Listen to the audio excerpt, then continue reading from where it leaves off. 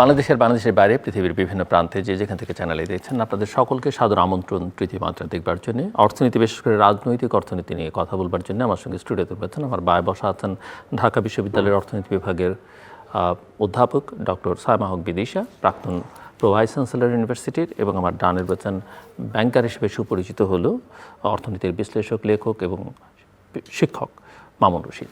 স্বাগত আপনাদের দুজনকে তৃতীয় মাত্রায়। আমরা আজকে আলোচনা করতে চাই জুলাই বলতে 24 জুলাই পূর্ববর্তী, অভ্যুত্থান পরবর্তী এবং 26 নির্বাচন পরবর্তী অর্থনীতি নিয়ে। তিনটা ফেজ যদি আমরা তুলনা করতে যাই, একটু আপনাদের কাছে শুনতে চাই সূচনায় কিভাবে তুলনাটা করবেন। প্রথমেই যেটি বিষয় সেটা হচ্ছে যে আমরা যদি দেখি যে অর্থনীতির বিভিন্ন সূচকগুলোকে আমরা আসলে সময়ের অন্যান্য যে বিষয়গুলো রয়েছে সেগুলো তো আর এক থাকছে না, সুতরাং সূচকগুলোকে সেভাবে যে আমরা তুলনা করা সম্ভব না। তারপরও যদি আমরা একটু বলি মোটা দাগে 24-এর গণ অভ্যুত্থানের প্রেক্ষাপটে ওই সময়টা যদি আমরা দেখি, সে সময়ে কয়েকটা জায়গায় আমরা বিশেষ করে একটা বলবো হচ্ছে যে সামষ্টিক অর্থনীতির স্থিতিশীলতার জায়গা, রিজার্ভ এবং মূল্যস্ফীতি, এই জায়গাগুলো কিন্তু এক ধরনের বড় ধরনের একটা চ্যালেঞ্জিং পজিশনে ছিল। এবং এর পাশাপাশি অবশ্যই ব্যাংকিং খাতের ক্ষেত্রে সুশাসনের বড় ধরনের আমরা অভাব দেখেছি এবং বড় ধরনের অনিয়ম আমরা দেখেছি এবং লুটপাটের বিষয় দেখেছি।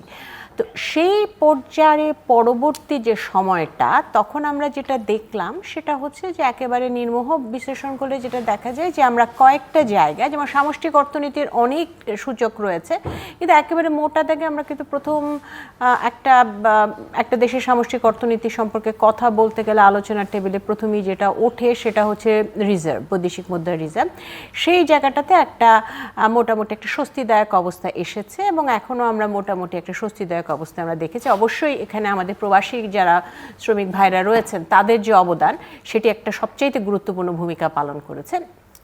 এর পরবর্তীতে যদি দেখি, সেটি হচ্ছে আমাদের ব্যাংকিং খাতটার দিকে যদি তাকাই বা আর্থিক খাতের দিকে যদি তাকাই, সেই জায়গাটাতে আমি বলবো যে সমস্যাগুলো চিহ্নিত করা গেছে। আমাদের যে মানি লন্ডারিং এবং টাকার যে পাচার এবং সার্বিক যে ব্যবস্থাপনা, সেই জায়গাতে কিছুটা বলা যেতে পারে যে চিহ্নিত করে কিছু পদক্ষেপ নেওয়া শুরু হয়েছে, কিন্তু আরও অনেক কিছু করার বাকি আছে ব্যাংকিং খাতকে একটা শক্তিশালী অবস্থায় আনার জন্য। আর তৃতীয় যে জায়গাটা সেটা হচ্ছে মূল্যস্ফীতির যে জায়গাটা, সেখানে আমরা দেখেছি যে মুদ্রানীতি এবং রাজস্ব নীতি এগুলোর মাধ্যমে, বিভিন্ন পলিসির মাধ্যমে আমরা দেখেছি যে সেটাকে একটা সহনীয় মাত্রায় আনার একটা চেষ্টা করা হয়েছে। কিন্তু সেটার দিক থেকে আমরা কিন্তু দেখি যে তারপরও আমরা এখন যে ট্রেন্ডটা আমরা দেখছি আমরা 9% উপরে আবার চলে যাচ্ছে। তো এটি কিন্তু তার মানে হচ্ছে যে মূল্যস্ফীতিটার ক্ষেত্রে কিছুটা সাময়িক স্বস্তির একটা সম্ভাবনা আমরা দেখলেও আমরা কিন্তু এই ক্ষেত্রে কিন্তু আমরা যদি আরও দীর্ঘমেয়াদী এই মূল্যস্ফীতিটা চলতে থাকে, তাহলে সেটা কিন্তু আসলে সাধারণ মানুষের উপর বড় ধরনের চাপ পড়ছে। সুতরাং একই রকম এবং এই জায়গাটাতে আমরা দেখতে পাচ্ছি, আমরা পরবর্তীতে আরেকটু কথা বলতে পারি যে মুদ্রানীতি বলেন, রাজস্ব নীতি বলেন এবং সার্বিক সব জায়গাতে একটা বাজার ব্যবস্থাপনা এবং আমাদের আমদানির ক্ষেত্রে যে আমরা দেখতে পাচ্ছি যে জ্বালানি তেলের মূল্য, সব কিছু মিলে আমরা যেটা দেখতে পাচ্ছি সেটা হচ্ছে যে মূল্যস্ফীতিটাকে নাগালে রাখা এটা কিন্তু কঠিন হয়ে যাচ্ছে। সুতরাং এটা একটা জায়গা আমার মনে হয় যে সার্বিকভাবে বললে সামষ্টিক অর্থনীতির ক্ষেত্রে একটা ইতিবাচক একটা দিক আমরা লক্ষ্য করেছি কিছুটা হলেও। তবে আমরা সার্বিকভাবে আর্থিক খাতের যে সুশাসন, সেই সুশাসনের ক্ষেত্রে সমস্যাগুলো চিহ্নিত করা গেছে, কিছু হয়তো পদক্ষেপ নেওয়া গেছে, কিন্তু তারপরও কিন্তু আরও অনেক কিছু করার বাকি আছে। যদি আমরা আমরা আর্থিক খাতটাকে আমরা বলি যে অনেকটা একটা হৃৎপিণ্ডের মতো একটা অর্থনীতি, সেই হৃৎপিণ্ডের রক্ত চলাচলের প্রক্রিয়াটা সঠিক না হওয়া পর্যন্ত আসলে অর্থনীতি সেভাবে ঘুরে দাঁড়ানোর বিষয়টা কিন্তু অনেক চ্যালেঞ্জিং হয়ে যাবে। এবং সেই সাথে অবশ্যই মূল্যস্ফীতি যে জায়গাটা রয়েছে, আমি বলবো যে মোটা দাগে এখন মূল্যস্ফীতিটাকে নাগালের মধ্যে নেওয়াটা এটা একটা সবচাইতে বড় চ্যালেঞ্জের জায়গা।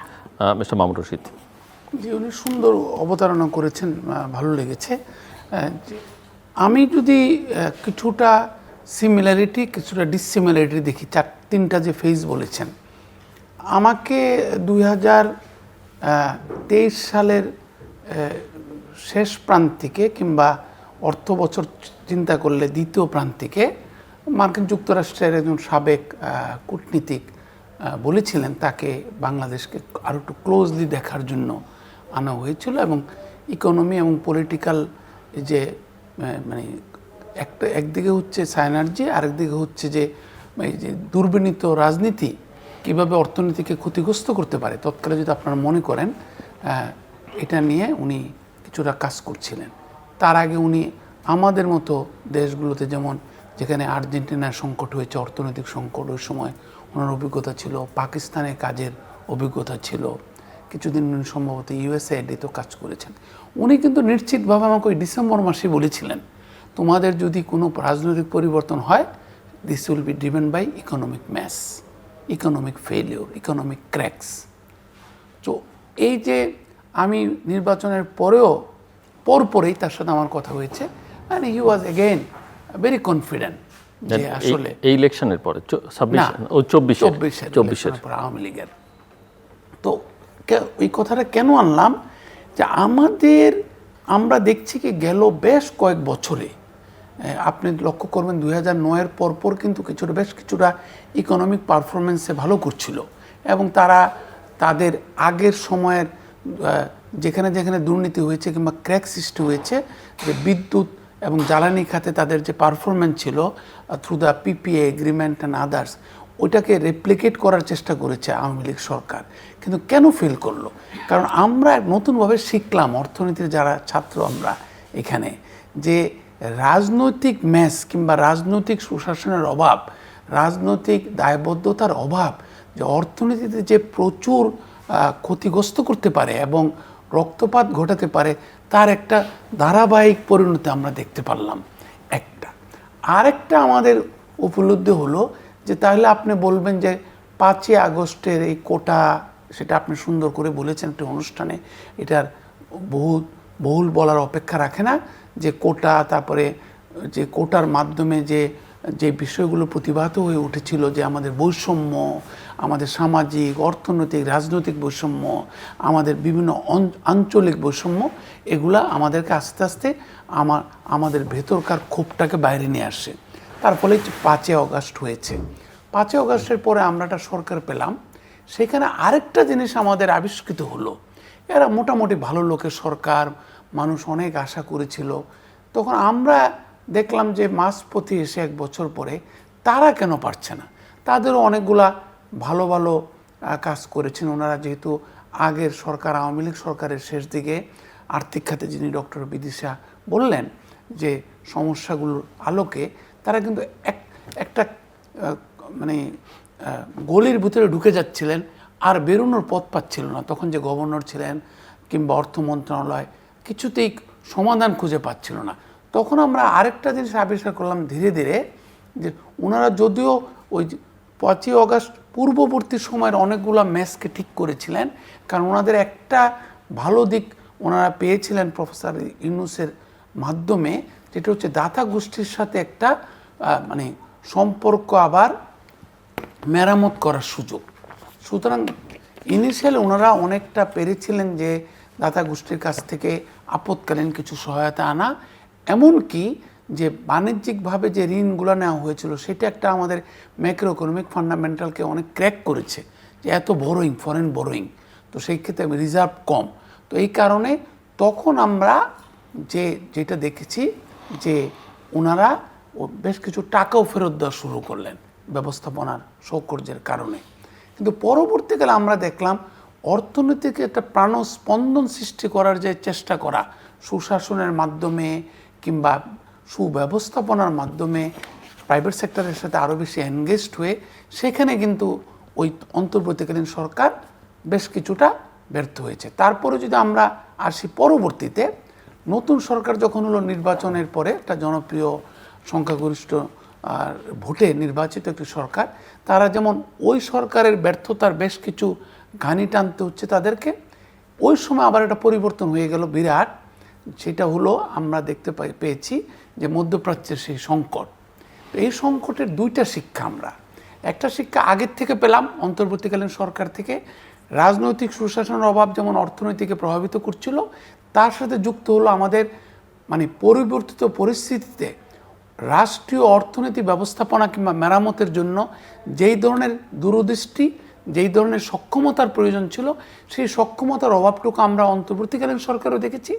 এবং মূলত যেহেতু সরকার পরিচালনা কাঠামোতে ব্যাপক কোনো পরিবর্তন এখনও পর্যন্ত আমাদের গোচরীভূত হয় নাই, আমরা এখনও দেখছি যে হাউ দ্য মানে আমাদের পারফরমেন্স ইন্ডিকেটর ম্যানেজমেন্টে দুর্বলতার কারণে কিভাবে অর্থনৈতিক ব্যবস্থাপনা মানে দুর্বল হয়ে যেতে পারে এবং আমরা কিছুতেই টেনে তুলতে পারছি না।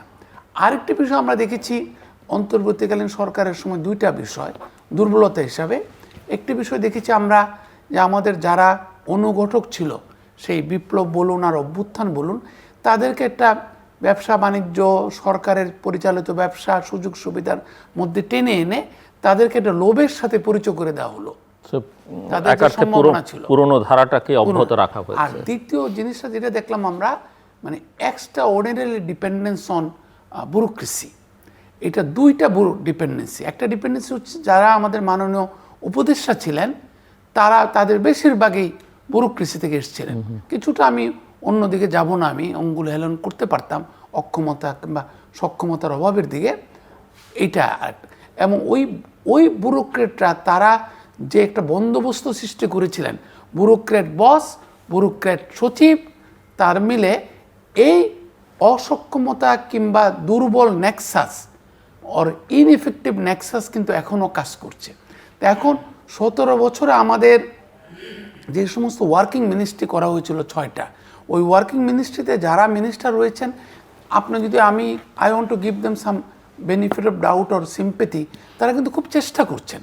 কিন্তু ওই যে একটা কনফিডেন্স বিল্ড আপ, আমি যখন মাননীয় মন্ত্রীদেরকে জিজ্ঞাসা করি, তারা অত্যন্ত ভালো রাজনীতিবিদ, তারা বলছেন আমার সচিব কীভাবে বদলে যাচ্ছে আমি নিজেও জানি না। আমার মামুন, আমার এই 5 মাসে 3 জন সচিব বদলে গেছে এবং I was not even consulted.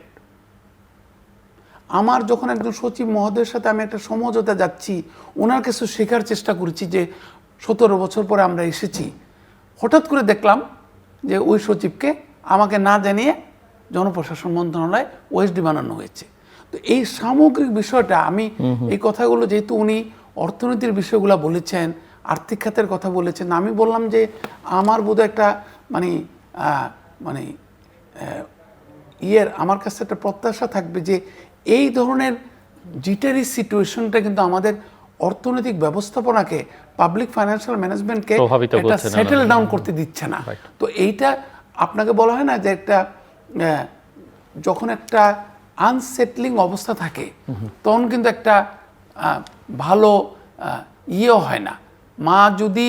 মা যদি একটা আনসেটেলড অবস্থায় থাকে, শিশু জন্মদান ক্ষেত্রে কিন্তু প্রভাবিত হতে পারে। আমরা যেহেতু স্বাস্থ্য খাতের অনেক কাজকর্ম করি, আমরা দেখেছি। তো এই কারণে পারিবারিক সুশান্তি, শান্তি, প্রশান্তি, এটা কিন্তু শিশুর বেড়ে ওঠাকেও প্রভাবিত করে। তো এই আনসেটলিং অবস্থাটার কারণে, আর দ্বিতীয় কথা হচ্ছে যে ডেভেলপমেন্ট পার্টনারদের সাথে একটা ম্যাক্রো ইকোনমিক ফান্ডামেন্টালসের বেনিফিট নিয়ে আমরা যে একটা নতুন বন্দোবস্তে যাব, সেই ক্ষেত্রে এখনো পর্যন্ত প্রস্তুতি আমরা দেখতে পাচ্ছি কিছুটা ঘাটতি রয়েছে।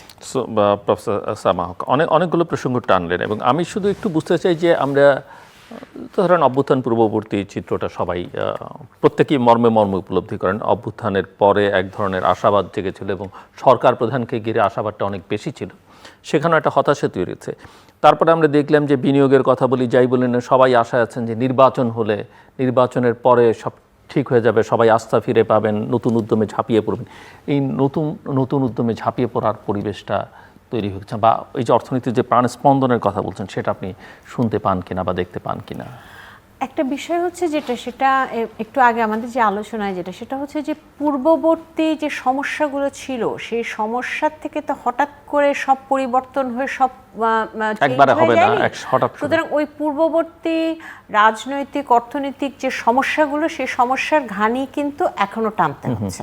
সুতরাং সেটি একটি কারণ যেটার কারণে আসলে কিছু কিছু জায়গায় আসলে বেনিফিট অফ ডাউট দেওয়া যায় যে এই বিষয়গুলো আসলে এত সহজে, বিশেষ করে আমরা যদি আমাদের শ্বেতপত্রের রিপোর্টটা দেখি, যে পরিমাণে অর্থনীতির ক্ষেত্রে যে ধরনের দুর্নীতি চিত্র দেখি সেটা কিন্তু খুব সহজে সেখান থেকে বেরিয়ে আসা সহজ না। এটা প্রথম কথা। দ্বিতীয় কথা হচ্ছে যে আমরা যে কোনো সমস্যার সমাধানের একটা জিনিস হচ্ছে সেটা হচ্ছে যে সমস্যাগুলোকে চিহ্নিত করা, এটা একটা বিষয়, সেই কাজটা করা হয়েছে। কিন্তু যেটা বিষয় সেটা হচ্ছে যে এখন আমরা যদি দেখি সেটা হচ্ছে এখন কিছু কিছু ইনিশিয়েটিভও নেওয়া হয়েছে বা ইনিশিয়েটিভের কথা আমরা শুনেছি, আমরা বাজেট বা এই জায়গাগুলোতে আমরা যদি দেখি বিভিন্ন সরকারি বিভিন্ন কার্যক্রমে, কিন্তু বিষয় হচ্ছে যে সেগুলোর প্রতিফলনটা কিন্তু এখনও সেভাবে আমরা দেখতে পাচ্ছি না। এখন প্রশ্নটা হচ্ছে তাহলে সমস্যাটা কোথায়? সমস্যার একটা বিষয় যেটা আমি বললাম যে এই কিছু কিছু জায়গায় যে সমস্যাগুলো আছে সেই সমস্যাগুলো থেকে এত দ্রুত বের হয়ে আসা যাবে না। দ্বিতীয় যেটা সেটা হচ্ছে যে অনেক সময় যে জিনিসটা মাথায় রাখতে হবে সেটা হচ্ছে অনেক ধরনের প্রত্যাশা বা অনেক ধরনের ইনিশিয়েটিভ সেগুলো আসলে থিওরিটিক্যালি হয়তো নীতিমালায় আছে বা বাজেটে বলা হয়েছে, সেই জায়গাগুলো খুব দ্রুত ইমপ্লিমেন্ট করতে হবে। এখন আমাদের যেমন আমরা যদি বিনিয়োগের কথা বলি, আমরা কিন্তু ব্যক্তি খাতে বিনিয়োগের ক্ষেত্রে এবছরের বাজেটে আমরা বিভিন্ন ধরনের ইনিশিয়েটিভের বিষয় আমরা দেখেছি বিনিয়োগকে উজ্জীবিত করার জন্য, কিন্তু সেইটার কিন্তু সেই ধরনের প্রতিফলন আমরা এখনও দেখতে পাচ্ছি না। যদিও আমরা দেখেছি যে এফডিআই বেড়েছে, কিন্তু তারপরও এটা গ্রোথ হওয়ার কারণ হচ্ছে গত কয়েক বছরে গ্রোথ যেহেতু খুবই কম ছিল সেই কারণে আমরা এই বছর দেখতে পাচ্ছি। কিন্তু এই জায়গাগুলো তার মানে সমস্যাটার আরেকটা জায়গা হচ্ছে যে আমরা আসলে যে পলিসিগুলো, যে নীতিগুলো বা সমস্যাগুলো চিহ্নিত করার যে জিনিসগুলো সেগুলো হয়তো চিহ্নিতটা হয়েছে, কিন্তু সেটার পরে সেটা যে ইমপ্লিমেন্টেশন, এই ইমপ্লিমেন্টেশনের কাজটা কিন্তু আরও অনেক দ্রুত করতে হবে। কারণ 6 মাস যেহেতু চলে গেছে সেটা একটা প্রত্যাশা কিন্তু মানুষের তৈরি হয়েছে, সেই প্রত্যাশাকে মিট আপ করবার জন্য 1 বছর সময়, আমি বলবো যে একটা সময় একটা রাজনৈতিক সরকারের জন্য 1 বছর সময়ের মধ্যে মানুষ কিন্তু একটা বড় ধরনের পরিবর্তন চায়। বিশেষ করে এখন কিন্তু পরিবর্তনের বা প্রত্যাশার জায়গাটা কিন্তু অনেক বেশি। তো সেই প্রত্যাশার জায়গাটা যেহেতু অনেক বেশি, সেই কারণে সেই প্রত্যাশার ক্ষেত্রে মোটা দাগে কয়েকটা জায়গায় অন্তত মূল্যস্ফীতিটা, কারণ সাধারণ মানুষ কী চায়? সাধারণ মানুষ কিন্তু চায় যে জিনিসপত্রের দাম মোটামুটি নাগালের মধ্যে থাকবে। এখন সেই জায়গাটাতে একটা সমস্যা কিন্তু আমরা দেখতে পাচ্ছি যে আরেকটা এক্সটার্নাল কিছু সমস্যা, আমি আরেকটা তৃতীয় যে বিষয়টা বলবো যে এক্সটার্নাল কিছু সমস্যা তৈরি হয়েছে যেটা বা ঘনীভূত হয়েছে আমরা যদি বলি, সেটা হচ্ছে মধ্যপ্রাচ্যের বিষয়গুলো। হ্যাঁ, তো সেই কারণে একটা জ্বালানির ক্ষেত্রে কিন্তু আমরা একটা বড় ধরনের একটা সমস্যার মধ্যে আছি। তো এই জায়গা থেকে কিন্তু বের হয়ে আসা এত সহজ না। এই সব কিছুকে বিবেচনা করে যে বিষয়টা সেটা হচ্ছে আরেকটা বিষয় যেটা, সেটাও কিন্তু আমাদের রপ্তানির ক্ষেত্রে কিন্তু জিওপলিটিক্যাল যে বিষয়টা সেটাও কিন্তু খুব একটা বলা যেতে পারে খুব একটা ফেভারেবল একটা অবস্থায় নেই। এবং আমরা যদি আমাদের রপ্তানির ক্ষেত্রে আমাদের রিসেন্ট ফিগারগুলো আমরা দেখি, আমরা দেখব যে আমেরিকার ক্ষেত্রে সেখানে কিন্তু একটা ডিমান্ডের ক্ষেত্রেও কিন্তু চাহিদার ক্ষেত্রেও কিন্তু আমরা একটা নেতিবাচক প্রবণতা লক্ষ্য করি, এবং এটা যেমন একটা লক্ষ্য করি সেটার কারণে আমরা কিছুটা এফেক্টেড। এর পাশাপাশি আবার দেখা গেছে যে চাইনিজ মার্কেট, সেই মার্কেটটা কিন্তু ক্যাম্বোডিয়া, ভিয়েতনাম এরা কিন্তু আবার নিয়ে নিতে পারছে, সেটা কিন্তু আমরা আবার নিতে পারিনি। সেখানে আবার বিনিয়োগ এবং সার্বিকভাবে অবকাঠামো যে সমস্যাগুলো সেগুলো আছে। এখন আমি যে জিনিসটা বলবো যে আমাদের যদি মোটা দাগে আমরা যদি দেখতে চাই তাহলে আসলে 3টা কি 4টা জায়গা, একটা হচ্ছে আমাদের প্রত্যাশার জায়গায় কিছুটা সময় আমাদের আরও দরকার যে এই যে পলিসিগুলো, বিশেষ করে বিনিয়োগ সংক্রান্ত যে পলিসিগুলোর কথা আমরা দেখছি, আর্থিক ব্যবস্থাপনার ক্ষেত্রে যে পলিসিগুলোর কথা দেখছি, সেটার খুব দ্রুত ইমপ্লিমেন্টেশন দরকার যাতে করে অর্থনীতিটা চাঙা হয়, এটা একটা জায়গা। দ্বিতীয় যে জায়গাটা সেটা হচ্ছে যে কোনো মূল্যে মূল্য মূল্যস্ফীতিটাকে নাগালের মধ্যে আনতে হবে, এটা যে কোনো মূল্য। এবং এটার বিষয়টা আমরা যেটা দেখতে পাচ্ছি যে আমাদের অবশ্যই হ্যাঁ এটা ঠিক যে আমাদের সার্বিকভাবে জ্বালানি এবং অন্যান্য কারণে সংকট এবং অন্যান্য কারণে আমরা খুব একটা ফেভারেবল অবস্থায় নেই, কিন্তু তারপরও সাধারণ মানুষের এটা কিন্তু প্রত্যাশার একটা জায়গা, এবং এই জায়গাটাতে কিন্তু সরকারকে দেখতে হবে সর্বোচ্চ মনোযোগ দিতে হবে। এবং এই জায়গায় যদি আমরা দেখি, আমার এখনো মনে হয় যে ইনফ্লেশন নিয়ে বা মূল্যস্ফীতি নিয়ে খুব শক্তিশালীভাবে একটা কার্যক্রম চালানোর কিন্তু দরকার আছে, এবং সেই জায়গাটাতে এখন আমার অনেক সময় আমরা যেটা দেখি যে এখানে অর্থ মন্ত্রণালয় আছে, বাণিজ্য মন্ত্রণালয় আছে, খাদ্য মন্ত্রণালয় আছে, কৃষি মন্ত্রণালয় আছে, কিন্তু সেইভাবে সমন্বিত যে উদ্যোগটা, সেই উদ্যোগটার খুব প্রয়োজন। আর তৃতীয় যে জায়গাটা সেটা হচ্ছে যে একটা দেশের যদি আর্থিক খাতের দুর্বলতা থেকে যদি আমরা বের হয়ে না আসতে পারি, তাহলে কিন্তু এবং সেই জায়গাগুলোতে যে সংস্কার, হ্যাঁ সংস্কার সবসময় সংস্কার সহজ না, এবং এখন তো আরও সহজ না সার্বিক পরিস্থিতি বিবেচনা, কিন্তু তারপরও কিছু কিছু জায়গায় সংস্কারের যে কাজটা, সে কাজগুলো কিন্তু করতে হবে। এবং এই জায়গায় আর্থিক কাজ, সরকারের ব্যয় ব্যবস্থাপনা এবং রাজস্ব, এই তিনটা জায়গায় যে সংস্কার, সেই সংস্কারের কাজগুলো দ্রুত করতে হবে। কারণ আমরা যদি 6 মাস সময়টাকে হয়তো আমরা একটু কম বলতে পারি, কিন্তু 1 বছরের মধ্যে কিন্তু সাধারণ মানুষের প্রত্যাশার কিন্তু পূরণের একটা জায়গা আছে, তখন কিন্তু সেই জায়গাটাকে মাথায় রেখে কিন্তু বেশ কয়েকটা জায়গায় কাজ করাটা কিন্তু খুব জরুরি। এবং সেই যে 3-4টা জায়গা বললাম, সেই 3-4টা জায়গাকে কেন্দ্র করে নীতি সহায়তাগুলো যাতে খুব দ্রুত বাস্তবায়িত হয় এবং অগ্রাধিকারটা যাতে পায়, সেই জায়গাটা লক্ষ্য রাখতে হবে। আচ্ছা মামুন রশিদ, আপনি ওই যে প্রশাসনের কথা বলছিলেন এবং সরকারের কথা, মানে রাজনৈতিক শক্তি সহ, এটা মোটামুটিভাবে স্পষ্ট যে পারস্পরিক আস্থার একটা গ্যাপ আছে। আরেকটা হচ্ছে যে প্রফেসর বিদিশা এক্সটার্নাল ইভেন্টসের কথা বলেছেন, মধ্যপ্রাচ্যের যুদ্ধ, তার আগে আমরা ইউক্রেনের যুদ্ধ দেখেছি, কোভিড দেখেছি। এক্সটার্নাল অ্যাক্টরসদের সঙ্গেও এক ধরনের আস্থা সংকট আছে বলে মনে হয়। তো এই ত্রিমুখী এই সংকট বা আস্থার সংকট কি আসলে শেষ পর্যন্ত কাঙ্ক্ষিত লক্ষ্য বা পরিবর্তন প্রত্যাশা যেগুলোর কথা আমরা বলছি সেখানে পৌঁছানো সম্ভব কিনা? এগেন আমি ওনার তো কথা শুনলাম, সক্ষমতার বিষয়টি খুব ইম্পর্টেন্ট। এখন আপনাকে তো you have to face the country management is a present continuous tense. আমি পছন্দ না করতে পারি, আপনি ছেড়ে দিতে পারেন, উনি না থাকতে পারে, কিন্তু রাজনীতিবিদরা যারা সরকারে আছে, যত সমস্যায় থাকুক না কেন, তাকে উত্তরণের স্বপ্ন দেখতে হবে, সম্ভাবনার নিয়ে কাজ করতে হবে। একটা তো আমি বলছি আমাদের মডেলের মধ্যে এটা দুর্বলতা। এখন এই সময়টা কিন্তু খুব খারাপ সময় মডেলটা চেঞ্জ করার জন্য। কারণ আপনি দেখেন জ্বালানি খাত এখনকার যদি বর্তমানে বলা হয়, যদি দুইটা সমস্যা, একটা জ্বালানি বিরাট সমস্যা, প্রোডাক্টিভ উইলসগুলোকে চালু রাখার জন্য উৎপাদন প্রক্রিয়াকে।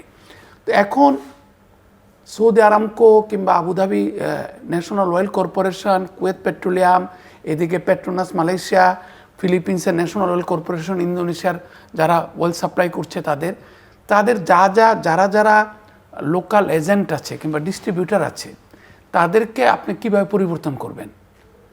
সময় লাগবে। তো ওরা তো আগে সরকারের সাথে একটা সেট হয়ে গেছিলো অ্যালাইনমেন্টে। এখন এই দুর্বলতার সুযোগ নিচ্ছে ব্যবসায়ীরা, হয়তো এই যে স্পট মার্কেট থেকে কেনা, যখন মাননীয় মন্ত্রী বলছেন, মাননীয় সচিব বলছেন যে আমার আরও দরকার এলএনজি কিংবা ক্রুড অয়েল কিংবা রিফাইন্ড অয়েল, ওই লোকগুলোর উপর ডিপেন্ড করতে হচ্ছে। অ্যান্ড তারা যে ঘোলা পানিতে মাছ শিকারের চেষ্টা করছেন না, হাউ ডু এনশিওর? তাহলে তাদেরকে অ্যাডমিনিস্ট্রেট করার জন্য unit strong government, strong ministry, এটা গেল এক। দ্বিতীয়, আপনার যে সোর্স চেঞ্জ করবেন ওইটারও কিন্তু এখন সময় নেই, because beggars can't be choosers. তৃতীয়, আমাকে ভারতের সাথে যেহেতু কিছুটা টানাপোড়েন চলছে, এই যে আগে সাবেক প্রধানমন্ত্রীর বক্তব্য নিয়ে আমাকে একজন বললেন যে তাহলে কেন এই সময় ভারত থেকে কয়েক লক্ষ টন ডিজেল আনার চেষ্টা করছে? সো কারণ আমি বলছি তাদের সাথে আমাদের এগ্রিমেন্ট আছে, এবং that is a G2G agreement. So এই কারণে আমি মনে করি প্রাইভেট সেক্টরকে হয়তো আমি অ্যাভয়েড করতে পারবো না, কিংবা ওই এজেন্টদেরকে, ডিস্ট্রিবিউটারদেরকে চেঞ্জ করতে পারবো না, কিন্তু G2G আমি বাড়াইতে পারি কিনা, গভর্নমেন্ট টু গভর্নমেন্ট। ক্রাইসিসের সময় আমরা দেখেছি অনেক সময় G2Gটা অনেক ভালো কাজ করে। তো সেই ক্ষেত্রে আপনার ওই প্রশ্নে এসে যাচ্ছি, জিওপলিটিক্স, আমাদের যে 3টি শক্তি আছে, আমাদের যে লিভার্স, মানে সেই লিভার্সগুলো হচ্ছে চীন, ভারত, মার্কিন যুক্তরাষ্ট্র। আবার চীনকে কেন্দ্র করে প্রায় মার্কিন যুক্তরাষ্ট্র এবং ভারত এক হয়ে যায়। তাদের একটা রিজনাল এজেন্ডা আছে। তো ওগুলো এই কারণে আমরা বলছি অনেক সময় ইকোনমিক এজেন্ডা আমরা দেখেছি ইতিমধ্যে ইউএসএআইডির ক্ষেত্রে মানে জনাব ট্রাম্পের চাপাচাপির ফলে আমাদের মতো দেশগুলো কিভাবে ক্ষতিগ্রস্ত হয়েছে। আমাদের রোহিঙ্গা ম্যানেজমেন্ট মানে ফিনান্সিয়াল ম্যানেজমেন্ট ফর রোহিঙ্গাস মানে সেটলার্সদের কিভাবে ক্ষতিগ্রস্ত হয়েছে, তেমনটি ইউএন, তেমনটি বিশ্ব ব্যাংক, তেমনটি IMF এর ক্ষেত্রে যে জিওপলিটিক্যাল কারণে যে চেঞ্জগুলো হচ্ছে, we are going to be impacted. Again আমি আসছি ওই সক্ষমতার প্রশ্নে, how are you going to handle it. আমাকে একজন ব্যবসায়ী অত্যন্ত ভালো এবং একটি মানে ব্যবসায়ী গ্রুপের কর্তা ব্যক্তি, উনি বাংলাদেশের সবচেয়ে বড় প্রণিধানযোগ্য ব্যবসায়ী চেম্বার যেটা, তো আমি ওনাকে জিজ্ঞেস করলাম কেমন চলছে। উনি আমাকে বললেন যে, আমি বললাম জ্বালানির সমস্যার মধ্যে আছেন আপনারা, ইন্ডাস্ট্রিয়াল বেল্টে বিদ্যুতের সংকট এবং চরমভাবে গ্যাসের সংকট। সো সেই ক্ষেত্রে উনি আমাকে বললেন যে মিস্টার রশিদ, যত না আমি জ্বালানির সংকটকে চিন্তিত জ্বালানি সংকট নিয়ে, তার থেকে বেশি চিন্তিত হচ্ছে আমি ভারতের সাথে how do repair our relationship, how do get into a sustainable model of managing the relationship. এটা কিন্তু একজন ব্যবসায়ী আমার মতো একটা অর্থনীতির ছাত্রকে বলছে কথাটা। সো এই যে একটা বিশ্বায়ন আপনি বলছিলেন, আপনি নিজে বলছিলেন, ডক্টর বিদিশা বলছিল যে এইটাকে ম্যানেজমেন্টের জন্য আমাদেরকে যে একটা নতুন একটা মডেল ডেভেলপ করতে হবে, সেই ক্ষেত্রে আমরা যতই আমরা বলি না কেন মেরামত করব, দোসরদেরকে এড়িয়ে চলবো, কিন্তু আমার মনে হয় একটা রিকনসলিউশন যদি আমরা না করতে পারি, একটা জায়গায় যদি না যেতে পারি, আমরা নিজেরা ক্ষতিগ্রস্ত হব। কারণ আমাদের চাইতে যদি আমাদের দেশকে অন্য কেউ বেশি ভালোবেসে ফেলে, ডালমে কুচ কালা হয়।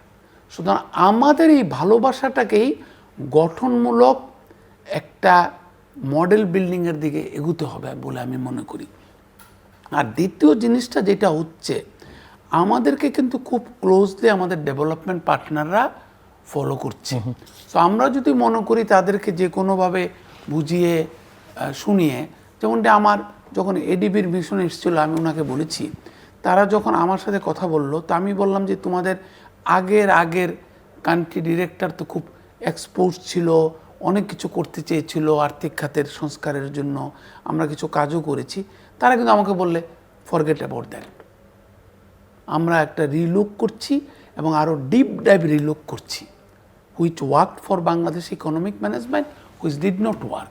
এবং সেই ক্ষেত্রে আমরা অতীতে যদিও আমরা how do we look at Bangladesh from ADB perspective and how IMF was looking at Bangladesh from IMF perspective, সেখানে কিন্তু আমরা এখন আমাদের এই মডেলটা আরও কাছাকাছি চলে আসছে। So you can tell us mister Rashid যে we are getting more closer to মানে in our opinion and in our মানে weapon selection towards solving the economic or political economic problem of a country like Bangladesh.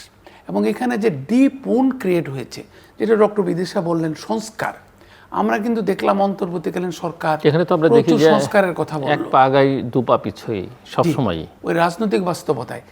আমার এই লাইনে শেষ করে দিতে চাই, আমি কিন্তু ওই যে রবীন্দ্রনাথের গান আছে না, আমি কান পেতে রই, আমি কান পেতে আছি। যদি সরকার শক্তিশালীভাবে এই রাস্তায় যে অনাচার, এই যে স্বয়ংক্রিয় রিক্সা এবং এমনকি বাইক, এই অনাচারকে যদি সমাধান না করতে পারে, জনজীবনে যদি আপনি দেখেন ঢাকা শহরের যদি হসপিটালগুলোতে যান, আপনি ভিজিট করেন, কিংবা গোপনে হযরত ওমর রাদিয়াল্লাহু তাআলা আনহুর মতো যদি রাতের বেলা ভিজিট করেন, আপনি দেখবেন তাদের সাম্প্রতিককালে যারা আহত হচ্ছে, নিহত হচ্ছে, বেশিরভাগ কারণ হচ্ছে সড়ক দুর্ঘটনা। এবং ঢাকা শহরের 60% সড়ক দুর্ঘটনার কারণ হচ্ছে এই স্বয়ংক্রিয় রিক্সা, যাকে দুষ্টামি করে বলা হয় টেসলা, আরেকটা হচ্ছে এই আমাদের বাইকগুলা। তাদেরকে যদি আমি অ্যাডমিনিস্ট্রেট না করতে পারি, আমি অন্য জায়গায় অ্যাডমিনিস্ট্রেট করব কিভাবে? একটা শক্তিশালী সরকার যে দরকার, কেমনে আনবেন? এবং আমি ওনার সাথে সম্পূর্ণ একমত, শক্তিশালী হওয়ার সময় কিন্তু চলে যাচ্ছে।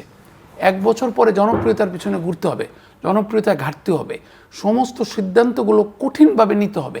এবং এই সিদ্ধান্তগুলো শুধু সকাল 9টা আমি যে সিনিয়র মন্ত্রীদেরকে জিজ্ঞাসা করি সকাল 9টায় যাচ্ছে না মাননীয় প্রধানমন্ত্রীর কারণেই, এবং রাত 11টা 12টা পর্যন্ত কাজ করতে হচ্ছে ওনাদেরকে, which is good, hard working. কিন্তু সব কিছু কিন্তু মানে মরুম শিল্পপতি স্যামসন এইচ চৌধুরী আমাদেরকে বলতেন ডোন্ট ওয়ার্ক হার্ড। আমার ক্লাসে নিয়ে গেছিলাম আইবিএতে এবং নর্থ সাউথ ইউনিভার্সিটিতে, you must work smart. So আমাদের মধ্যে সময় এসছে শুধু হার্ড ওয়ার্ক না, to work smartly. Doctor Bidisha, একটা বিষয় যেটা সেটা হচ্ছে যে মানুষ আসলে যেটা আমরা সার্বিকভাবে যদি চিন্তা করি সেটা হচ্ছে যে আপনি ইনপুট যেটা, অর্থাৎ আপনি কি কাজ করছেন বা কি ধরনের এফোর্ট দিচ্ছে বা কি ধরনের নীতি কাগজে আছে, সেটার চেয়ে কিন্তু জরুরি যে প্রত্যাশার জায়গাটা যদি আমরা চিন্তা করি সেখানে কিন্তু সেটা হচ্ছে আসলে কী হচ্ছে, মানুষ তার সাধারণ জীবনে তার কি পরিবর্তনটা, সেই পরিবর্তনগুলো দেখতে চায়। এবং সেই পরিবর্তনের জায়গা নিয়ে যে বিষয়টা সেটা হচ্ছে যে আমাদের কয়েকটা জায়গা আছে, সেই জায়গাগুলোতে যেমন আমরা যদি বলি যে এই যে জ্বালানির জায়গাটাতে যখন আমরা কথা বলছি, সেখানেও কিন্তু আরেকটা বিষয় আমাদের মাথায় রাখা দরকার, সেটা হচ্ছে যে আমরা জুলাই গণ অভ্যুত্থানের একটা খুব গুরুত্বপূর্ণ একটা জায়গা ছিল কিন্তু একটা তরুণদের শক্তি এবং তরুণদের কর্মসংস্থানের জায়গা, এবং সেই জায়গাটা যদি আমরা দেখি তাহলে কিন্তু এখনও তরুণদের মধ্যে সেই হতাশার জায়গাটা রয়েছে। আমরা কিছু বাজেটে উদ্যোগ দেখেছি, কিছু নীতি সহায়তার জায়গা দেখেছি, কিছু বিষয় দেখেছি, কিন্তু যে বিষয়টা সেটা হচ্ছে যে আমাদের যে কয়েকটা জায়গায় আমাদের চিন্তা করার দরকার আছে, এবং তরুণদের ক্ষেত্রে বিশেষ করে যে তাদের শক্তিকে আসলে আমরা কিভাবে কাজে লাগাবো। কারণ আমরা জনমিতির লভ্যাংশের কথা বলি, কিন্তু আমাদের কিন্তু এই সময়ের উইন্ডোটা কিন্তু আস্তে আস্তে আমাদের চলে যাচ্ছে।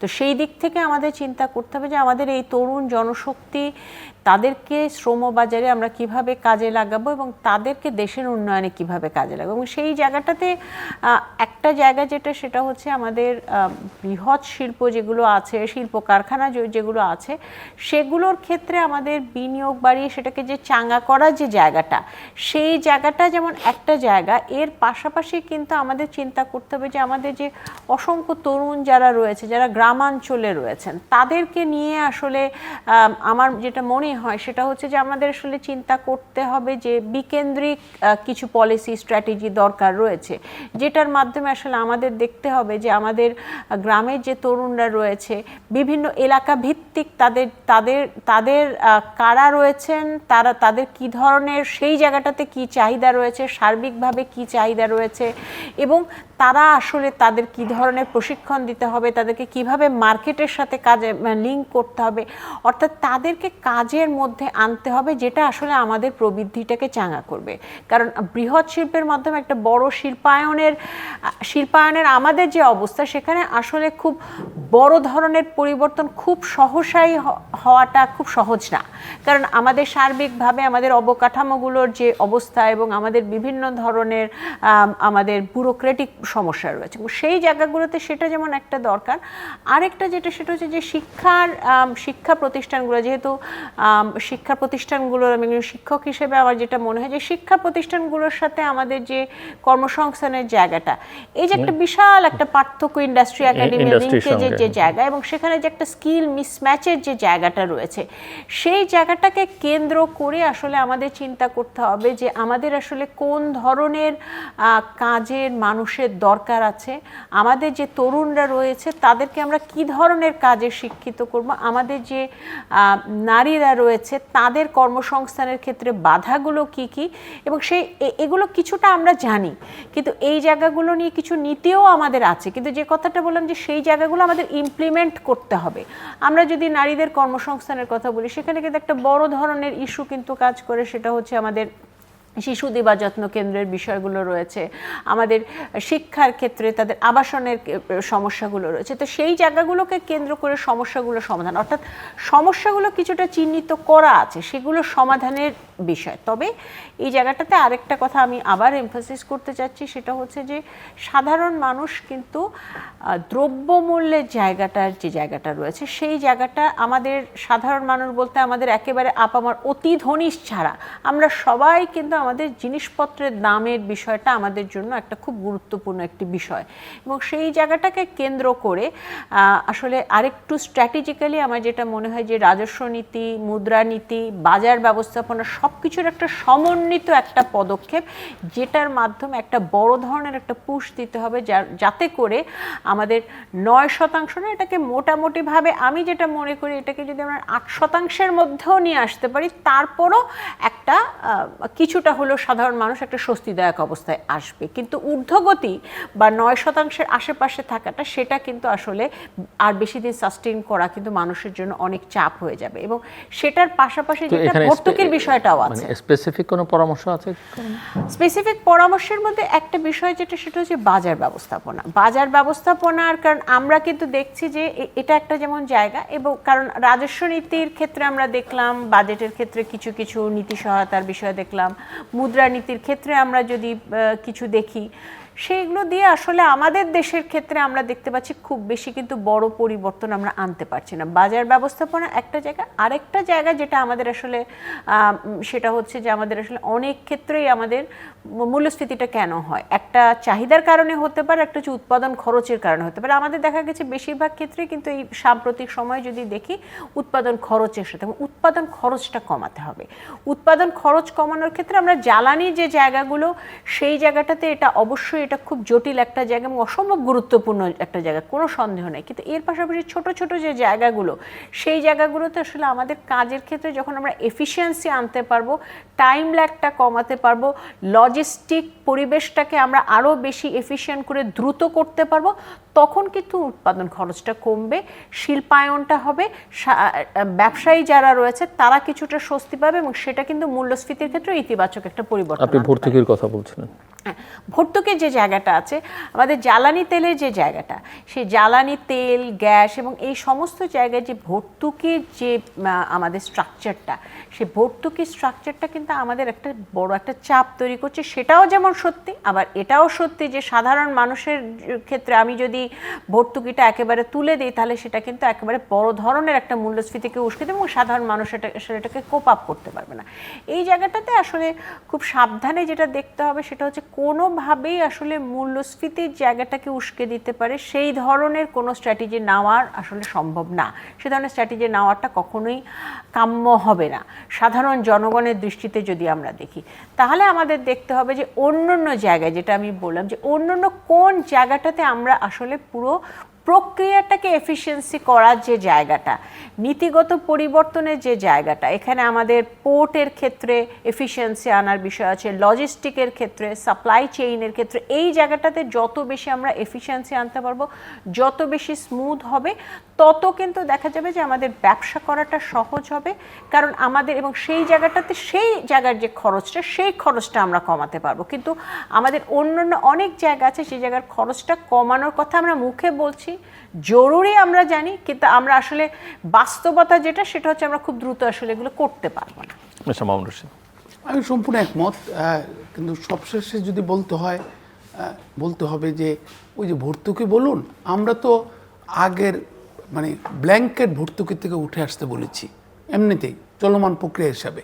কারণ আমি এটা 4 হুইলার চালাই, আমাকে ডিজেলে ভর্তুকি দিয়ে কিংবা আমাকে পেট্রোলে অকটেনে ভর্তুকি কী করবেন?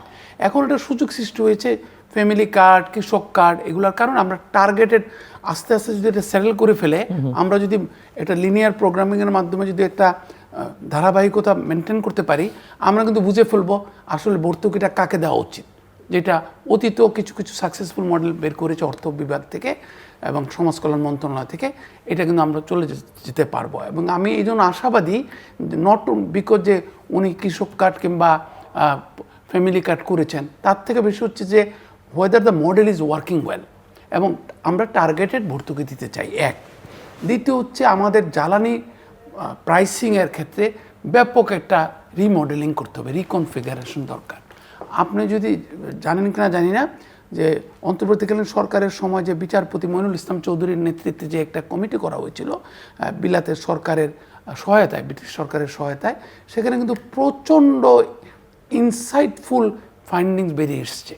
তো এইগুলার আমলে নিয়ে আমরা যদি এই overall energy pricing, energy procurement, energy supply chain, energy corruption, এগুলার মধ্যে যদি রিমডেলিং আনতে পারি, ওখানে আমাদের সাশ্রয়ের ব্যাপার আছে।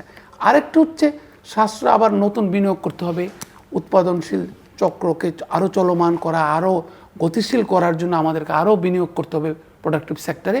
সেই ক্ষেত্রে আমাদের দরকার টাকা।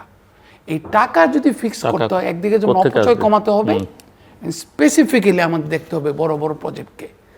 একটা বড় প্রজেক্ট যার নাকি ধরেন 20,000 কোটি টাকা খরচ, তার কিন্তু 5% আমরা কিন্তু জানি ইকোনমিক্সে মানে স্ট্যান্ডার্ড এরর দিয়ে ম্যানেজ করা সম্ভব, 5%। কিন্তু 20,000 কোটি টাকার 5% কিন্তু কম টাকা না। সো আমাদের ওই ধরনের বড় বড় প্রকল্প ব্যবস্থাপনা, প্রকল্প মানে প্রকল্প প্রণয়ন এবং বাস্তবায়ন প্রক্রিয়াকে আরও গতিশীল করতে হবে। আর তৃতীয় জিনিসটা যেটা আমি মনে করি যে রাজস্ব আদায় বাড়ানো ছাড়া এবং ডেভেলপমেন্ট পার্টনারদের সাথে একটা সাইনার্জি ক্রিয়েট করা ছাড়া আমি তো ইন্টারিম কোনো প্রবলেম সলভ করতে পারবো না। কারণ ইট ইজ ভেরি ইজি যে রাজস্ব বাড়াতে হবে। কীভাবে বাড়াবো? ওভারনাইট বাড়াবো? দেখা যাচ্ছে যে মডেলটা ফলো করে এনবিআরে, ওই মডেলে শুধু যারা বর্তমানে ট্যাক্স দিচ্ছে তারাই ক্ষতিগ্রস্ত হয়। যেই কোনো মডেল করি না কেন, বাস্তবায়ন প্রক্রিয়ায় দেখি আমরা তারাই ক্ষতিগ্রস্ত হচ্ছে। নতুনভাবে খাতকে সম্প্রসারণ করতে পারছি না। তো এই কারণে মিডিয়াম টার্মে সুশাসন, শক্তিশালী সরকার, সেখানে আমাদের পুলিশকে শক্তিশালী করা, জনপ্রশাসনকে শক্তিশালী করা, সেই সাথে রয়েছে আমরা অপর দেশের অভিজ্ঞতায় এবং সবাইকে একসাথে নিয়ে আমরা কিভাবে এগিয়ে যাব। এখন আমরা যদি প্রতিনিয়ত যদি দেখি না না ওই সময় আমাকে ক্ষতিগ্রস্ত করেছিল, ওই যে বললাম সরকারকে কিন্তু এগোতে হবে। তো সরকারকে এগোতে গেলে তাকে যেমনটি তার যারা অংশীজন, বৃহত্তর অংশীজন, এটা দেশ বলেন, কোনো মাল্টিল্যাটারাল এজেন্সি বলেন, কিংবা স্থানীয় যারা ইমপ্লিমেন্টেশন প্রক্রিয়ার সাথে জড়িত, তাদের সাথে একটা নতুনতর শান্তিদায়ক, প্রশান্তিদায়ক একটা সমঝোতায় আসতে হবে। তা না হলে আনসেটলিং অবস্থাটা অনেক দিন যাবৎ চলছে। এখন আমাদের ভেবে দেখতে হবে যে আমরা দোষর খুঁজে বের করা এবং তাদেরকে মূলোৎপাটন করা কতদিন সময় নিব। আর আমি হয়তো পলিটিক্যালি রাজি, পেছন নিয়ে ব্যস্ত থাকবেন না, সামনের দিকে এগোবেন। কারণ আমাকে তো এগোতে হবে, আমাকে তো একটা কারেকশনের সুযোগ করে দিতে হবে জ্বালানি মন্ত্রণালয়কে। ওই যে 6টা যে ওয়ার্কিং মিনিস্ট্রি, আপনি ধরেন ফাইন্যান্স, জ্বালানি, বাণিজ্য, তারপরে কৃষি, খাদ্য, যেটা অনেক আগেই আমরা জাতিসংঘের উন্নয়ন তহবিলের সাথে সমঝোতা করে আমরা বের করেছিলাম, তাদের মধ্যে কিভাবে কাজ করবে, তাদের মধ্যে কিভাবে একটা সাইনার্জি ক্রিয়েট করব, সেটার মধ্যে সময় এসেছে। এবং ওই ক্ষেত্রে ট্রান্সফার পোস্টিংকে কমানো, একটা মন্ত্রীর সাথে সচিব কিংবা সরকারি কর্মকর্তা কিংবা যেই আরও ডাইরেক্টরেটগুলো রয়েছে তাদের সাথে একটা সমঝোতায় আসা, এবং সেই ক্ষেত্রে আরও কিভাবে আমরা যে কোনো মূল্যে প্রাইভেট সেক্টরকে ইনভলভ করতে পারি। আমাদের প্রাইভেট সেক্টর বাংলাদেশে কিন্তু একটা ফাইটার, যতই আপনি বলেন না কেন। আমরা ভুলে যাই আমরা কিভাবে চাইল্ড লেবার অ্যাবলিশ করেছিলাম, আমরা ভুলে গিয়েছি আমরা কিভাবে বিজিএমের মাধ্যমে আমরা এই রানা প্লাজা, তাজরিন ফায়ারকে হ্যান্ডেল করেছিলাম। সুতরাং তাদের জন্য আরও স্পেস ক্রিয়েট করতে হবে, আমাকে কষ্ট করে হলেও খুঁজে বের করতে হবে। আপনি দেখেন, লাস্ট কথা আমার হচ্ছে যেটা আপনি বলেছিলেন, মূলত ডক্টর বিদিশাও কিছুটা আলোকপাত করেছেন, সেটা হচ্ছে ধরেন আমার জাপানের সাথে চুক্তি সই হয়েছে, পার্টনারশিপ, ইকোনমিক পার্টনারশিপ, ফ্যান্টাস্টিক। জাপানের সাথে আমার আগেও সম্পর্ক ভালো ছিল। আমার ইতিমধ্যে সকল প্রস্তুতি সমাপন করে এনেছে বাণিজ্য মন্ত্রণালয়, তার জন্য ক্রেডিটই পেতে পারে আমাদের সিপা কোরিয়ার সাথে। এবং অলরেডি বাণিজ্য মন্ত্রণালয় উনি জানেন যে কাজ শুরু করে দিয়েছে, ইউরোপিয়ান ইউনিয়নের টিম আসছে, ইউরোপিয়ান ইউনিয়নের সাথে একটা আলটিমেটলি আমরা কীভাবে এফটি সই করতে পারি। কিংবা আমাদের ও নিজের ভিয়েতনাম এবং কম্বোডিয়ার কথা বললেন, চায়নার যে এক্সপোর্ট কমছে এই সুযোগটা নিচ্ছে ভিয়েতনাম এবং কম্বোডিয়া এবং পাচ্ছেও। তো সেই ক্ষেত্রে আমার তো সক্ষমতা বৃদ্ধি করতে হবে। আমার ধরেন এগ্রিমেন্ট করলাম, দক্ষিণ কোরিয়ার বাজার হচ্ছে $600 বিলিয়ন ইম্পোর্ট করে ওরা, আর আমি শুধুমাত্র $600 বিলিয়ন আর $600 মিলিয়ন আমি এক্সপোর্ট করি। তো সেই ক্ষেত্রে আমি যে বাড়াবো, আমার তো ব্যাকগ্রাউন্ডের প্রিপারেশনটা দরকার। আমার চোজেন ফার্ম কোনটা হবে, আমার চোজেন প্রাইভেট সেক্টর এন্টিটি কারা হবে, কিভাবে বাড়াবো। আমরা ধরেন চায়নার সাথে সই করেছিলাম এরকম সিমিলার একটা এগ্রিমেন্ট, কিন্তু আমরা তো চাইনিজ বাজার দখল করতে পারছি না। চায়না কিন্তু চায় যে আরও এক্সপোর্ট করো, কিন্তু আমরা তো পারছি না। আমরা দেখেছি, আমরা তো শি জিনপিং যখন এসেছিলেন আমরা তো চুক্তি করেছিলাম প্রচুর কাজ হবে, কিন্তু এটা ইমপ্লিমেন্ট করতে পারি নাই। সুতরাং আমাদের ইমপ্লিমেন্টেশনকে আরও ক্লোজলি লক্ষ্য করতে হবে এবং এই ইমপ্লিমেন্টেশন প্রক্রিয়ার সাথে যারাই আছেন তাদের সকলের শক্তিটাকে সঞ্জীবিত করে একযোগে এগিয়ে যেতে হবে। প্রফেসর বিদ্যাশা। জি, এখানে একটা বিষয় হচ্ছে যে আমাদের খুব গুরুত্বপূর্ণ হচ্ছে যে জায়গাটা আমরা অনেক সময় খুব বেশি গুরুত্ব দেই না, সেটা হচ্ছে আমাদের আসলে মনিটরিং অ্যান্ড ইভালুয়েশন, যেটার কথা একটু আগে ডক্টর মামুন বললেন, যে আমাদের পুরো প্রক্রিয়াতে অনেক সময় দেখা যায় যে অনেক পলিসি আছে, অনেক নীতি আছে, এবং আপনি যদি খুলে দেখেন অনেক নীতির মধ্যে আমরা যেটা চাচ্ছি, যেগুলো বলছি, সেগুলো হয়তো আছে, কিন্তু সেই জায়গাটার সেটা আসলে ইমপ্লিমেন্ট হচ্ছে কিনা, এবং 6 মাস পর পর, অন্তত 6 মাস পর পর একেবারে খুব ক্লোজ ডোর একটা ডিটেইল মনিটরিং দরকার। এগুলো শুধু গদবাঁধা মনিটরিং প্রক্রিয়া না, এবং কেন আসলে হচ্ছে না, কোথায় আমি যদি আমরা বলি যে ওয়ান স্টপ সার্ভিস বা খুব দ্রুত কস্ট অফ ডুইং বিজনেস কমানোর জন্য বিভিন্ন স্টেপ নেওয়া হয়েছে, ইন্ডাস্ট্রি একাডেমিয়া লিঙ্কেজ বাড়ানোর জন্য স্টেপ, তাহলে এই জিনিসটা এগুলো কি শুরু হয়েছে? শুরু হতে দেরি কেন হচ্ছে? যদি কারণটা বের করা এবং যাতে করে জবাবদিহিতার মধ্যে আনা। আসলে আমরা যদি যারাই আসলে আমরা সমাজের বিভিন্ন জায়গায় বিভিন্ন কাজে যুক্ত আছে, যে সবাইকে আসলে জবাবদিহিতার মধ্যে আনা। একটা প্রকল্প বাস্তবায়নে যদি দেরি হয়, সেটা কেন হচ্ছে, সেটার জন্য যদি দেখতে হবে যে যদি প্রকল্প বাস্তবায়নের ক্ষেত্রে সেটা সঠিকভাবে না হয়, তাহলে সমস্যাটা কোথায়। যদি রাজস্ব আহরণের ক্ষেত্রে আমরা বছর শেষে যে এটা নিয়ে আসলে কথা বললে কোনো লাভ নাই, আর তার আগে 6 মাস কেন 3 মাস বা 4 মাস, মানে কোয়ার্টারলি এটা দেখতে হবে, এবং দেখার পরে সেটাকে রিজলভ করতে হবে, রিজলভ করে সামনের দিকে আগাতে হবে। তা না হলে দেখা যাবে যে it will be too late, যে আমরা একটা বছরের শেষে চলে আসছি এবং আমরা তখন দেখছি যে আমাদের রাজস্ব আহরণের ক্ষেত্রে আমাদের টার্গেট ফুলফিল হয়নি।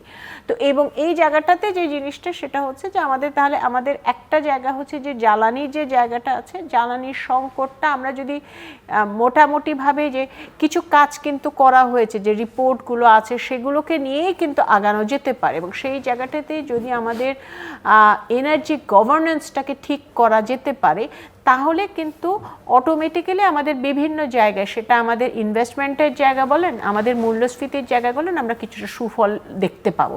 সেটা যেমন একটা জায়গা। এর পাশাপাশি আমি আবারও বলছি যে ইনফ্লেশন এবং এমপ্লয়মেন্ট, এই দুটো জায়গাকে কেন্দ্র করে একেবারে খুব টার্গেটেড পরিকল্পনা দরকার। কারণ এই দুটো জায়গার বিষয় হচ্ছে কি, এগুলো কিন্তু খুব ক্রস কাটিং। আপনি কোনো মন্ত্রণালয় বলেন বা কোনো জায়গায় কোনো অধিদপ্তর বলেন, সেইভাবে কিন্তু এই দুটো জায়গার সাথে একেবারে সম্পূর্ণভাবে জড়িত না। কিন্তু এই জায়গাগুলোকে নিয়ে আমার মনে হয় আলাদাভাবে দেখার দরকার আছে, এবং টার্গেট নিয়ে দেখার দরকার আছে। কিছু এক্সপেরিমেন্টও করা যেতে পারে, যে এক্সপেরিমেন্টের মাধ্যমে, কিছু নতুন প্রক্রিয়ার মাধ্যমে আমাদের কিছু সমস্যাগুলোকে কিছু রিজলভ করা যায় কিনা, সেই জায়গাটা আমাদের দেখতে হবে। আর তৃতীয় যে জায়গাটা, সেটা হচ্ছে যে আর্থিক খাতের ক্ষেত্রে আমাদের কিন্তু এখনও, আমরা কিন্তু যে অবস্থায় আছি, সেটা কিন্তু এখনও কিন্তু আমরা বলবো যে অনেকগুলো সমস্যা কিন্তু এখনও আছে, এবং সেই জায়গাটাতে আসলে সংস্কারের কথা আমরা বলছি। সংস্কার কিন্তু খুব দ্রুতই বাস্তবায়ন করতে হবে, এবং ওই জায়গাকে আমরা যদি লক্ষ্য রেখে আমরা বলি, তাহলে যেটা গভর্নেন্সের ক্ষেত্রে বা আর্থিক খাতের ব্যবস্থাপনার ক্ষেত্রে, সেই জায়গায় আমাদের বিভিন্ন, এখানে একটা পলিটিক্যাল ইকোনমির একটা ব্যাপার রয়েছে, এবং সেখানে আসলে অনেক স্টেক হোল্ডার রয়েছে। সেই জায়গাটা আসলে খুব এফিশিয়েন্টলি এবং খুব সাবধানে ম্যানেজ করার দরকার আছে, এবং সেই জায়গাটাতে একটা খুব গুরুত্ব দেওয়াটা খুব জরুরি। না, সব কথা বলা হয়েছে বলে বিবেচিত হওয়া উচিত। সবচেয়ে বড় কথা হচ্ছে, কিছুদিন জাস্ট গতকালই পড়লাম বোধহয় একটি আর্টিকেল, একটি বৃহৎ প্রচারিত বাংলা দৈনিকে, যে ওই ছেলেটিকে প্রশ্ন করা হচ্ছে, মানে ইন্টারভিউতে, যে আপনি 5 years ডাউন দ্য লাইন, আমাদেরও একটা অতি প্রিয় একটা প্রশ্ন আমি ইন্টারভিউ বোর্ডে, হোয়াট ডু সি ইউরসেলফ, তো 5 বছরের মধ্যে আপনি নিজেকে কোথায় দেখতে চাচ্ছেন? ছেলেটি উত্তর দিয়েছে, স্যার আমি 5 বছর দেখি না, আমি আগামীকালকে আমার মেস ভাড়া কীভাবে দিব সেটা নিয়ে চিন্তা করছি। সো আমাদের যদি সরকারকে যদি বলেন জনপ্রিয়ভাবে ভোটাধিক্যে নির্বাচিত সরকার, তাকে এটা দেখতে হবে। অধিক দারিদ্র্যের দেশে, অধিক বৈষম্যের দেশে আমাদেরকে কিছুটা হলেও, মানে we must let the system work for young population and deprive population এবং বৈষম্যটা যাতে আর না বাড়ে, সমস্ত সুযোগ সুবিধা যাই সৃষ্টি হচ্ছে না কেন, উন্নয়ন যাই হচ্ছে না কেন, সেটা যাতে আমাদের সংখ্যাগরিষ্ঠ জনগোষ্ঠীর পক্ষে যায়। আর সবশেষের কথা হচ্ছে যে জবাবদিহিতা, স্বচ্ছতা, এগুলার ক্ষেত্রে মানে প্রতিষ্ঠানগুলো যারা নজরদারি প্রতিষ্ঠান, দেখভাল করার প্রতিষ্ঠান, তাদেরকে যদি শক্তিশালী না করতে পারি আমরা, আসলে তো আলটিমেট একটা অ্যাকাউন্টেবিলিটি ক্রিয়েট হবে না। আপনার যদি সমস্ত পলিসিগুলা আমাদের পক্ষে কাজ করে কিংবা ক্ষমতাশালীদের পক্ষে কাজ করে, তাহলে তো ওরা কিন্তু এলিনিয়েটেড হয়ে যাবে। ওই যে একটি শব্দ আছে যে তোমাকে বদিবে যে গোকুলে বাড়িছে সে, এটা কিন্তু আমরা মানে যাই বলি না কেন, আমরা এই জুলাই বিপ্লবের মাধ্যমে দেখেছি। আমরা কিন্তু অনেকবার ওয়াও বলতাম, আমরা জানতামই না এর গুপ্ত বাহিনী লুকিয়েছিল, কিন্তু এটা ক্ষোভের যে জায়গা সৃষ্টি হচ্ছিল, বৃহত্তর ক্ষোভ, তো আমরা এটা দেখতে চাই না। এবং আমাদের রাজনৈতিক নেতারাও যদি দেখতে না চান, তাদেরকে economic policy implementation as well as দেখভাল করা, নজরদারি, সুপারভাইজিং এন্টিটিগুলোকে শক্তিশালী করার ক্ষেত্রে একটা আনকম্প্রোমাইজিং কিংবা লোয়ার টলারেন্স নিয়ে এগিয়ে আসতে হবে। দর্শক অনুষ্ঠানের শেষ প্রান্তে আমরা সামাজিক যোগাযোগ মাধ্যম ফেসবুক, এক্স এবং ইউটিউবে তৃতীয়মাত্রা লাইভ স্ট্রিম আপনারা দেখতে পারেন। টেলিভিশনের পর্দায় দেখতে না পারলে যে কোনো সময় যে কোনো স্থান থেকে ইউটিউবে তৃতীয়মাত্রা চ্যানেলটি সাবস্ক্রাইব করে এই পর্ব বা পুরনো পর্বগুলো আপনারা দেখতে পারেন। মিস্টার মামুন রশিদ এবং প্রফেসর সামা আকবিদি অসংখ্য ধন্যবাদ এই আলোচনা করার জন্য। দর্শক, আমরা জুলাই অভ্যুত্থান পরবর্তী অর্থনীতি, বিশেষ করে নির্বাচন পরবর্তী 2026-এর নির্বাচন পরবর্তী অর্থনীতি নিয়েও আলোচনা করছি। অর্থনীতিতে গতি আনতে হবে। টেবিলের দু প্রান্ত থেকেই দুজন বলেছেন আমাদের প্রাইভেট সেক্টরকে আরও বেশি সক্রিয় করে তোলা, তাদেরকে আরও বেশি মোটিভেট করা, এবং তারাই অর্থনীতির একটা বড় প্রাণ শক্তি, সেটা বিবেচনায় রাখতে হবে। প্রতিষ্ঠানগুলোকে শক্তিশালী করবার কথা বলেছেন। অনেক প্রতিষ্ঠান আসলে গড়ে তোলাও দরকার এবং সেই সঙ্গে সক্ষমতা বাড়াবার কথা ওনারা বলেছেন। আর্থিক খাতে সুশাসন ফিরিয়ে আনা এবং প্রকল্প ব্যবস্থাপনা, বাজার ব্যবস্থাপনার উপরে জোর দেবার কথা বলেছেন। রাজস্ব আদায় কীভাবে বাড়ানো যায় সেই দিকে মনোযোগ দেবার কথা বলেছেন ওনারা, এবং সেই সঙ্গে ডেভেলপমেন্ট পার্টনারদের সঙ্গে কীভাবে একটা সিনার্জি তৈরি করা যায় সেই বিষয়েও কথা বলেছেন। মূল মনোযোগ একটা বড় জায়গায় দেবার কথা বলেছেন, সেটা হচ্ছে যে মানুষের ক্রয় ক্ষমতার সঙ্গে সামঞ্জস্য রেখে দ্রব্যমূল্যকে নিয়ন্ত্রণ রাখা, অর্থাৎ ইনফ্লেশনটাকে কীভাবে নিয়ন্ত্রণ রাখা যায়। এবং এই জায়গাগুলো তৈরি করবার জন্য আরেকটা বড় জায়গা হচ্ছে যে আস্থার একটা সংকট অনেক ক্ষেত্রে আমরা দেখতে পাই। যে এটা একটা রাজনৈতিক সরকার, কিন্তু রাজনৈতিক নেতৃত্বের সঙ্গে প্রশাসনের আস্থা, প্রশাসন এবং রাজনৈতিক নেতৃত্বের সঙ্গে আমাদের ডেভেলপমেন্ট পার্টনারদের যে আস্থার সংকট, সেই সংকটটা আসলে দূর করা অত্যন্ত জরুরি। দর্শক, আমাদের সঙ্গে থাকবার জন্য অসংখ্য ধন্যবাদ। আপনাদের সবার জন্য শুভকামনা।